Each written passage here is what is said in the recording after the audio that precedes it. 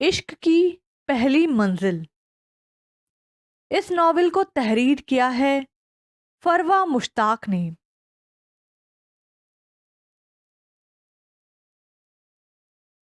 आप लोगों को कैसे पता चला मेरा? दाइम आया था कल हमारे पास। तुम्हारे बाबा गुजरांवाला गए हुए थे। अब्दुल्ला ही उसे घर लेकर आया। अब्दुल्ला तो कल ही आने वाला था, मगर तुम्हारे बाबा का इंतजार था। वो रात आए और आज हम तुम्हारे पास चले आए। अब्दुल्ला, हैदर, महविश और फातिमा सब कह रहे थे तुम्हें साथ लेकर आए। तुम खुश तो हो ना? घर में सब लोग कैसे हैं? मैं बहुत खुश हूँ। घर में सब बहुत अच्छे हैं। तुम्हारी सास कैसी है? दाइम तो मुझे बहुत अच्छा लगा। जब वो तुम्हारा बताकर आया था, मुझे तो तब से बेचैनी थी कि कब सुबह हो और मैं तेरे पास उड़कर आ जाऊं। वो लड़का, क्या भला सा नाम था उसका? हाँ, सारिम। वो भी बहुत अच्छा है, बड़ा शरीफ सा है। जब से हम आए हैं, नजरें झुकाकर हमारे पास बैठा हुआ है। अम्मा की बात पे वो आंसू पोंछती हंस पड़ी। वो सिर्फ मेहमानों के सामने इतना शरीफ बनता है। आप बिल्कुल परेशान ना हो, यहाँ पे सब बहुत अच्छे हैं।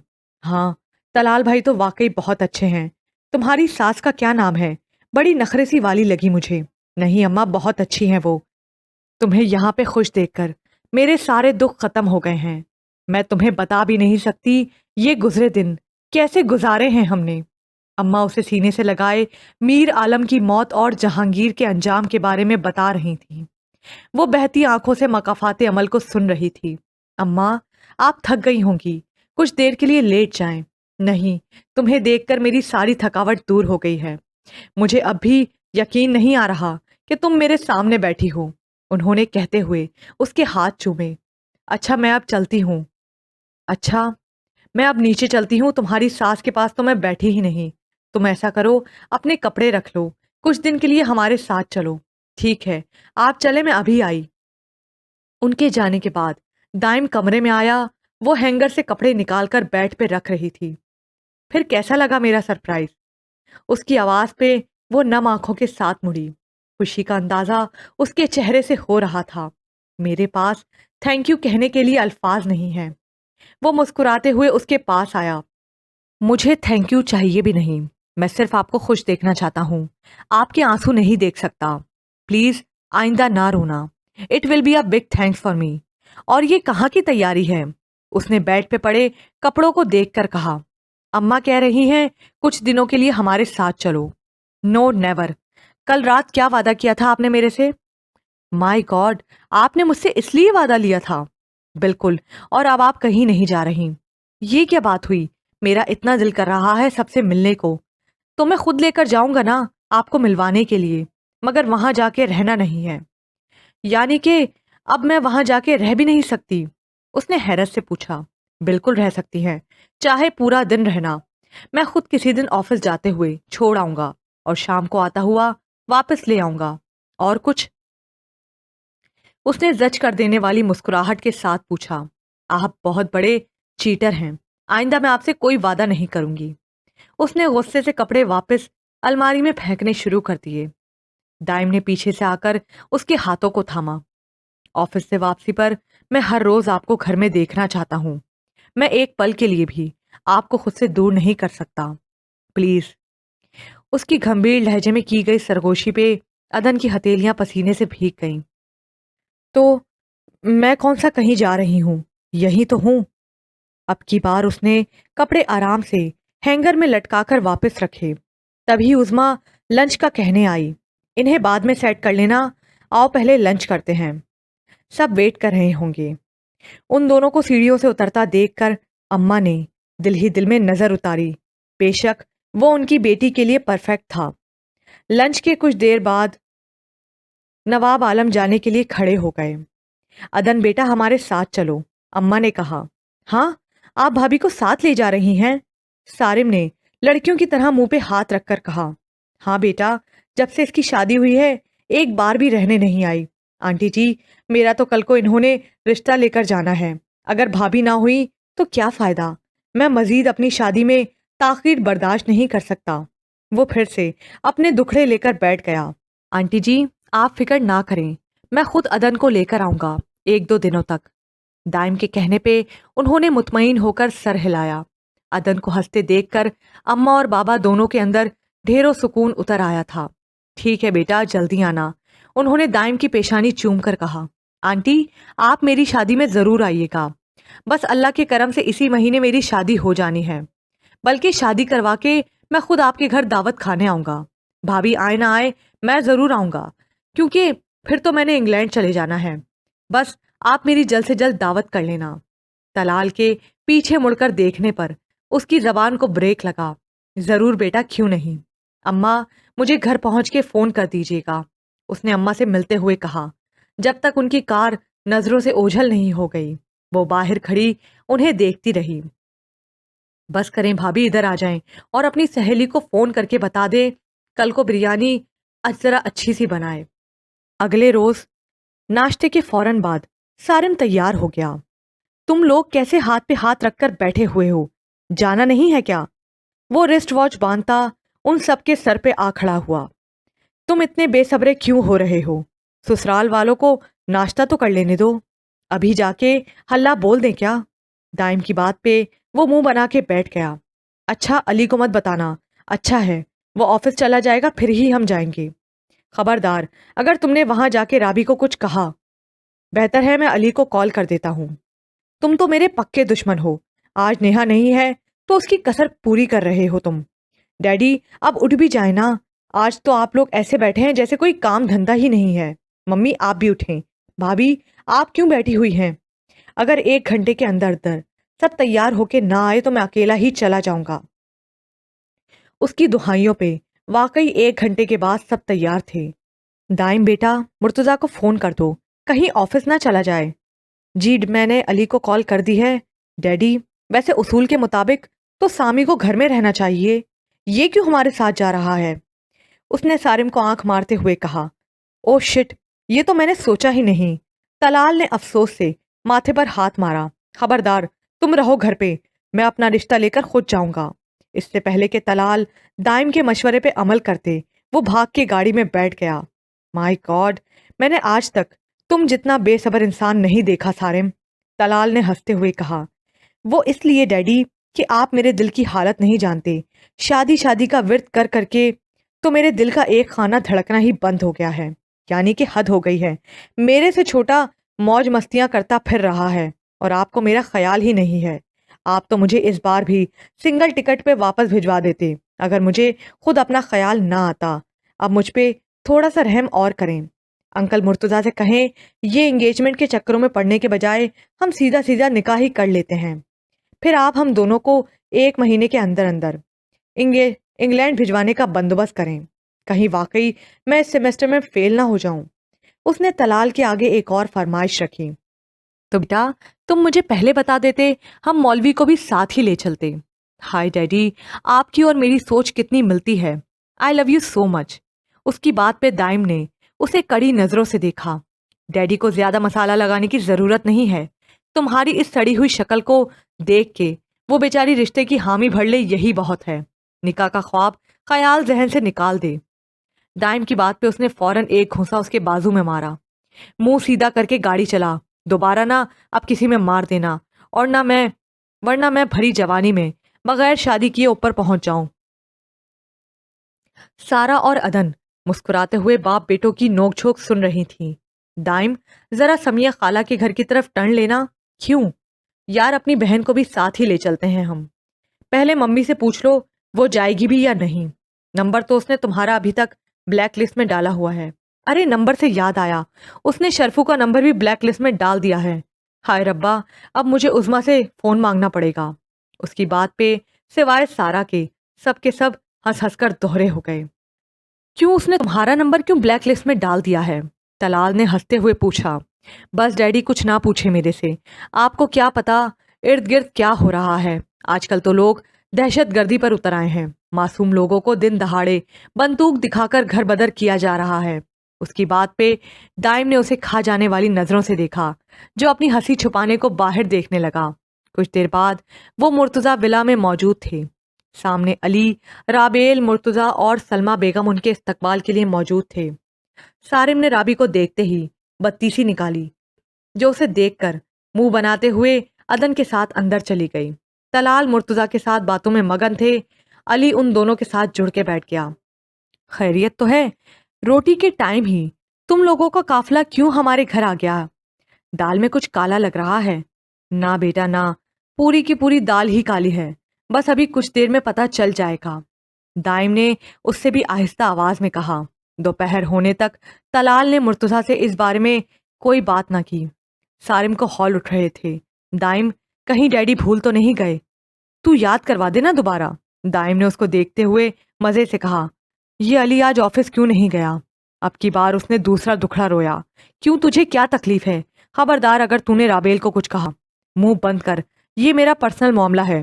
علی، تو آج آفس کیوں نہیں گیا؟ اس نے دائم کا منہ بند کروا کر علی سے پوچھا۔ جانا تو تھا یار، مگر اب تجھے چھوڑ کے تھوڑی جا سکتا ہوں۔ نہیں نہیں، تو چلا جا، ہم تو رات کا کھانا کھا کے جائیں گے، بے فکر ہو کے جا۔ اچھا، پھر میں ایک چکر لگا ہی آتا ہوں، میرے آنے سے پہلے لنچ نہ شروع کرنا، بس میں 1 گھنٹے میں آیا۔ علی کے جاتے ہی اس نے منہ پہ ہاتھ پھیرے، ارد گرد دیکھا، سب اپنی باتوں میں مگن تھے۔ وہ آہستہ سے کھڑا ہوا کہ دائم نے فوراً اسے بلایا۔ سامی، کہاں جا رہے ہو؟ اچھا اچھا، پانی پینے جا رہے ہو؟ ایک گلاس میرے لیے بھی لے آنا۔ زہر نہ لے آؤں تیرے لیے؟ بیٹا تم بیٹھو، میں لا دیتی ہوں۔ سلمہ آنٹی فوراً کھڑی ہوئیں۔ نہیں نہیں، آپ بیٹھیں، میں خود ہی لے آتا ہوں، جلدی لانا، مجھے پیاس لگی ہے۔ دائم کی بات پہ وہ اسے منہ ہی منہ میں گالیوں سے نوازتا ڈرائنگ روم سے باہر نکلا اور کچن کی طرف بڑھا۔ رابیل نے اس کی پہ بھی پیچھے مڑ کے نہیں دیکھا۔ وہ خود ہی اس سے ایک کاؤنٹر کا فاصلہ رکھ کر سلیب کے ساتھ ٹیک لگا کر کھڑا ہو گیا۔ سب باتوں میں بزی تھے، کسی کو تمہارا خیال نہیں ہے؟ میں نے سوچا میں ہی ہیلپ کروا دوں۔ مجھے ضرورت نہیں ہے، تم بھی جاؤ یہاں سے۔ وہ بغیر اس پہ دھیان دیے کیک کے اوپر چاکلیٹ کی تہ لگا رہی تھی۔ تم جاتے کیوں نہیں ہو انگلینڈ؟ کیوں پاکستان میں دھرنا دے کر بیٹھ گئے ہو؟ ارے میرا دھرنا ناکام نہیں گیا، حکام اعلیٰ نے میرے دھرنے کا نوٹس لے لیا ہے اور آج وہ دوسری پارٹی سے مذاکرات کرنے کے لیے تشریف لائے ہیں۔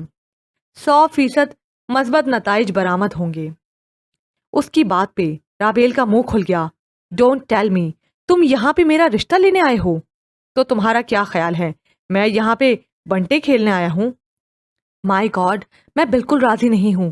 انکل کو روکو، وہ ڈیڈی سے کوئی بات نہیں کریں، جاؤ جا کے انہیں بتاؤ۔ ہاں ہاں، میں بتا چکا ہوں کہ 1 مہینے کے اندر اندر ہمیں انگلینڈ بھجوانے کا بندوبست کریں۔ اس نے سامنے پڑے کیک پہ انگلی لگا کر چاکلیٹ اتار دی۔ بدتمیز، ابھی گارنش کر کے ہٹی ہوں میں۔ تمہیں کیسے پتا مجھے چاکلیٹ کیک پسند ہے؟ سچ کہتے ہیں دل کو دل سے راہ ہوتی ہے۔ اس کی بات پہ رابی نے اسے غصے سے دیکھتے ہوئے کیک اٹھا کے فریج میں رکھا۔ سارم نے فوراً دماغ پہ زور دیا۔ اس وقت کے لیے بھی ایک گانا یاد کیا تھا۔ لٹھے دی چادر اتے سلیٹی رنگ ماہیا، آؤ سامنے کولو دی رس کے نہ لنگ ماہیا۔ رابیل نے ہنسی چھپانے کو منہ بالکل فریج کے اندر کر لیا۔ تبھی سارم نے ٹیون بدلی۔ ساڈے کولو سونا مکھڑا لکا لئی، سجنا نے منہ آگے فریج تان لئی، سجنا نے مکھڑے آگے فریج تان لئی۔ اس کے گانے پہ رابیل نے بڑی مشکل سے اپنے کہکے کا گلا گھونٹا۔ تمہیں اس سے بھونڈا گانا نہیں ملا گانے کو؟ کیا ہوا، تمہیں اچھا نہیں لگا؟ کوئی بات نہیں، میں نے تو اتنے یاد کیے ہیں کہ ساری زندگی تمہیں سناتے سناتے ہی گزر جائے گی۔ شٹ اپ، مجھے تنگ مت کرو، جاؤ یہاں سے، ورنہ میں ابھی علی کو بلاتی ہوں۔ لو بھلا، تمہیں منائے بغیر تھوڑی جاؤں گا میں۔ بس اسی ہفتے ہماری شادی ہو جائے گی، پھر ہم نے انگلینڈ بھی جانا ہے، کہیں واقعی اس سیمسٹر میں فیل ہی نہ ہو جاؤں میں۔ کہتے ہوئے اس نے چولہے پہ پڑے پتیلے کا ڈھکن اٹھا کر اندر جھانکا۔ مجھے تمہاری ایک ایک حرکت نظر آ رہی ہے، واپس رکھو اس کو۔ اس نے رابی نے فوراً بریانی پہ ڈھکن ڈھک دیا۔ تم ہو اہل نظر تو تمہیں کیوں نہیں آتا آنکھوں کی گزارش کو سمجھنے کا سلیقہ؟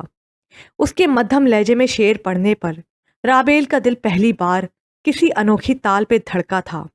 اس نے چہرہ پھیر کے بامشکل لہجے کو سخت بنایا۔ میں نا بڑی روکھی پھیکی سی لڑکی ہوں، تمہاری یہ شاعری مجھ پہ کوئی اثر نہیں کرے گی۔ او تھینک گاڈ، کوئی ایک تو پلس پوائنٹ ملا، مجھے بھی شاعری بالکل پسند نہیں ہے۔